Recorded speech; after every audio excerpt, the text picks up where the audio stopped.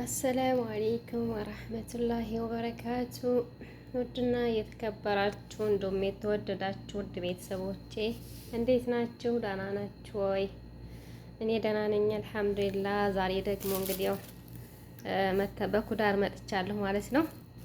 ኩዳር እያዘጋጀሁ ነው። ላይክ እና ሰብስክራይብ እንዲሁም ሸር እያደረጋችሁ አብራችሁ ይቆዩ ማለት ነው። ቤተሰብ ደግሞ ሰብስክራይብ ያላደረጋችሁ ቤተሰብ እንድንሆን የደውል ምልክቷን በመጫን እንዲሁም ላይክ አድርጉ፣ አይከፈልበትም። ዛሬ በኩዳር መጥቻለሁ ማለት ነው። እንግዲህ ይሄንን የማያውቀው የለም። ይሄንን ሁሉም ያውቃል፣ ፋሶሊያ። ይሄ ደግሞ ባሚያ ይባላል። ያው ታውቁታላችሁ ብዬ ገምታለሁኝ። ኢትዮጵያ ያለ ሰው ካልሆነ በስተቀር ስደት ላይ ያለ ሁሉ ሰው ያውቀዋል። ኢትዮጵያ ላይ ያው ይሄ አረንጓዴ ነው። በሀገራችን ያው ውስጡ ነው የሚበላው። እዚህ ሀገር ደግሞ ቆዳውም ጭምር ነው የሚበላው። ኢትዮጵያ ያለ ሰው ማለት ነው። ሰምታችኋል።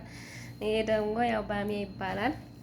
እንግዲህ አብራችሁ ይቆዩ ማለት ነው። ላይክ እና ሰብስክራይብ እያደረጋችሁ የሀገራችሁን ዘፈን እየዘፋፈናችሁ ማለት ነው። እና ይሄን ይመስላል። እስኪ አብረን እናዘጋጅ። ሻይም እየጠጣሁ ነው ደግሞ እዚህ ጋር።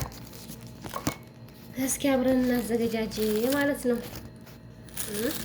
እዛ ጋር ደግሞ ሽንኩርት ይታያችኋል። ወይው እሺ፣ እንደዚህ አድርገን ከዛ ደግሞ እንደዚህ ያደረግን እንትን እናዘጋጃለን ማለት ነው።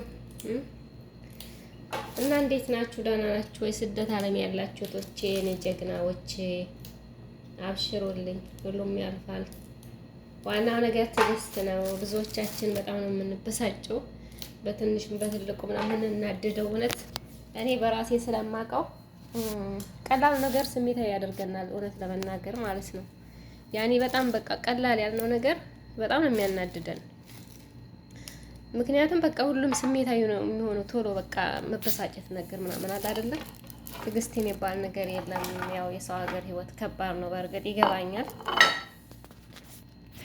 እና ግን ምንድነው የምላችሁ ያው ሁሉን ነገር በትዕግስት ነው።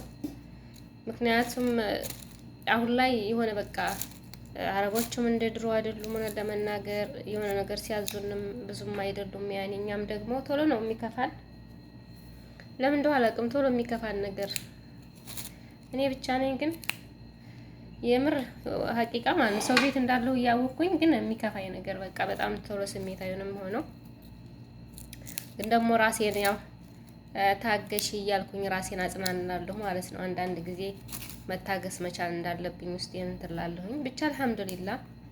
እና ሁሉም ያልፋል፣ አብሽሩ። ነገም ሌላ ቀን ነው በሚለው ነው የምንኖረው ማለት ነው። ምክንያቱም አንድ ሰው የሚለፋው የተሻለ ነገር ለማግኘት ነው አይደለም። ስለዚህ መታገሱ ያው አሪፍ ነው ብዬ አስባለሁኝ። ትዕግስት ከሌለ መኖር አይቻልም። እንኳን በሰው ቤት በራሳችን ቤት ራሱ ካልታገስን መኖር እንደማንችል ውስጣችንን ማሳመን መቻል አለብን ማለት ነው። ስለዚህ ቶሎ የሚከፋን ነገር ደግሞ ያው የስደት ህይወት ከቤተሰብ ተለያይተን ስለሆነ የምንኖረው በቃ ቶሎ ነው የሚከፋን። እና አብሽሩ፣ ያው ለሁሉም ጊዜ አለው። አይዟችሁ ማለት ያክል ነው።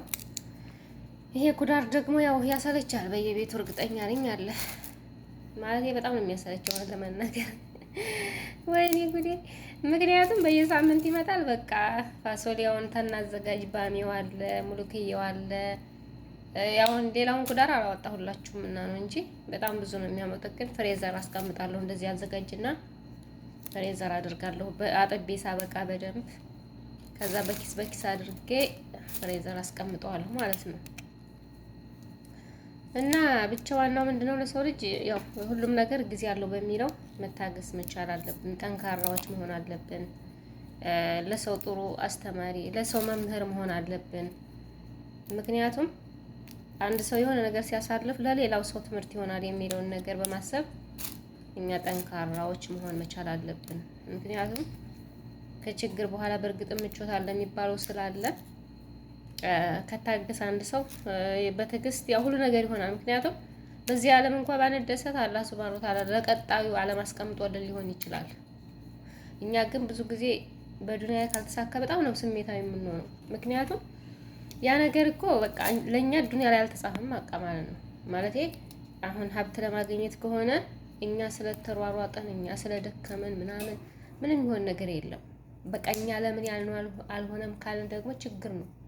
ግን አላህ ደግሞ ከዚህኛው ዓለም በእርግጥም ያንኛው ዓለም ለእናንተ በላጭ ነው ብሏል በቁርአን ላይ። ስለዚህ እኛ ዱዓ ስናደርግ ግን ያው በዚህም በዛም አላህ ያስደስተን፣ በዱንያም ላይ አላህ ያስደስተን፣ በአኪራም ደግሞ የተሻለውን ይስጠን። እኔ ብዙ ጊዜ አሁን በነገራችን ላይ ዱዓ ሳደርግ አላህዬን የምለምነው በዱንያ የሚያስደስተኝ በይበልጥ ደግሞ የአኪራዬን ነገር አደራህም ብያለሁ ከድሮም አላህን። ምክንያቱም ያ ነው የዘላለሙ ዱንያ እኮ ዛሬ ወይ ነገ 3 ቀን ብሏል አይደል? ዱንያ 3 ቀን ማለት ትናንትና፣ ዛሬ፣ ነገ በቃ እንደዛ ያህል ነው። ልክ አይናችንን ጨፍነን እስከምንገልጸው እንኳን ላንቆይ እንችላለን። ይሄን ስለምናውቅ ደግሞ አብሽሩ ውድ እህቶቼ፣ የኔ ከርታታዎች፣ ስደት እህቶቼ፣ ስደት ላይ ያለውን እና እንደኔ ደግሞ በጣም ቤተሰብ የናፈቀውን ስደት የመረረውን ነው ባይዘው ይሄ ቪዲዮ ያው እንትን የሚለው ማለት ነው።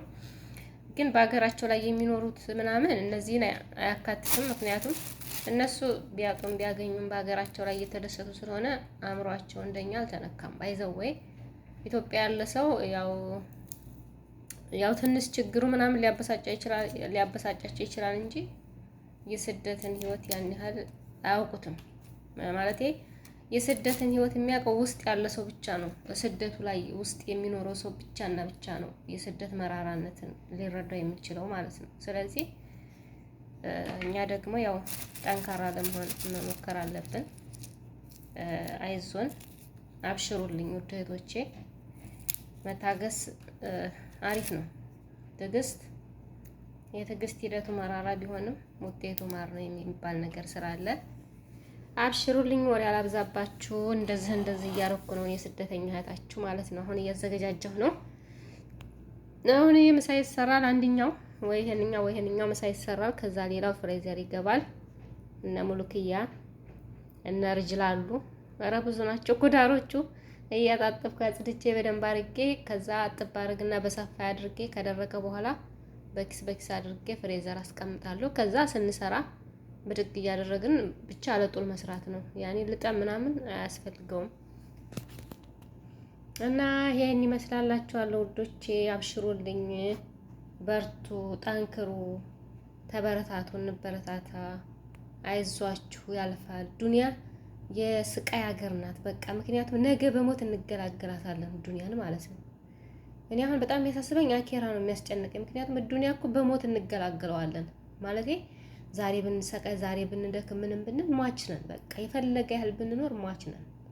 ስለዚህ ያንኛው ዓለም ግን በጣም ከባድ ነው። ምክንያቱም ዘላለማዊ ህይወት ነው በቃ ዘላለም። ምክንያቱም ያ ጀሃነም ያ ጀነት ያ ዘላለም ነው በቃ ከሁለቱ አላህ ይጠብቀን። አላሁም ምን ያውዙ ግን አዛቢ ቀብር እያልን ዱዓ እናደርግ። በተረፈ ወዳችኋለሁኝ። ወሬ አላበዛባችሁ። ስደተኛ እህታችሁ ነው። ሰብስክራይብ እና ላይክ ሼር እያደረጋችሁ በሌላ ቪዲዮ ተመልሰን እስከምንገናኝ ሰላማችሁ ይብዛልኝ። ሰላሙ አለይኩም ወራህመቱላሂ ወበረካቱ።